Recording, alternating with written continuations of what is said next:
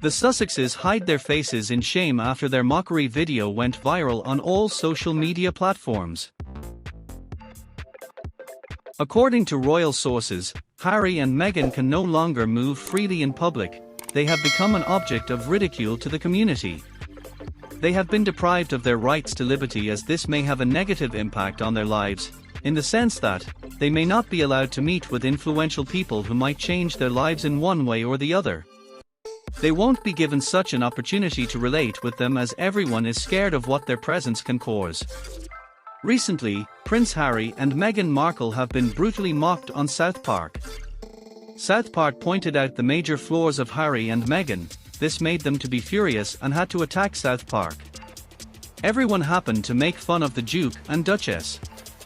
But however, one of the most brutal takedowns was focused on their highly anticipated book Spare, which was released this January. Harry and Meghan have promised to take actions by making Southpark creators to pay for damaging their reputation in public. This will eventually go nowhere because there's enough evidence against them, and they might end up implicating themselves in the process of seeking revenge. Meanwhile, King Charles and Queen Camilla are set to be met with anti-monarchist protesters during their upcoming trip to Edinburgh. The royals will visit Scotland next month, where they will be presented with honours of Scotland at St Giles's Cathedral. But campaign group Republic looks set to scupper the celebration's branding, as they brand it a pointless vanity parade. The King and Queen will receive an award following a People's Procession before a flyover by the Red Arrows. Announcing their plans to protest, Republic's Graham Smith said, "We are back.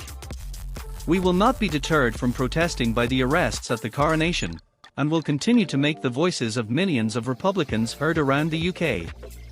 The protest will be the first since the King's coronation last month, where campaigners launched into a chant of "Not my King." Mr. Smith added, "This pointless vanity parade in Edinburgh will cost Scottish taxpayers millions of pounds, and for what? So Charles can once again be centre of attention for a day." He continued, "Everyone in the UK should have the right to choose our head of state, not be told it will be Charles. Charles does not represent the people of Scotland any more than he represents the rest of the UK." Fewer than 10% of people in Britain were enthusiastic about the coronation. It's unlikely Scots will be that interested in this farcical ceremony. Shouldn't we instead be celebrating ordinary people, people who have achieved something, and the power of people to govern ourselves and shape our own lives?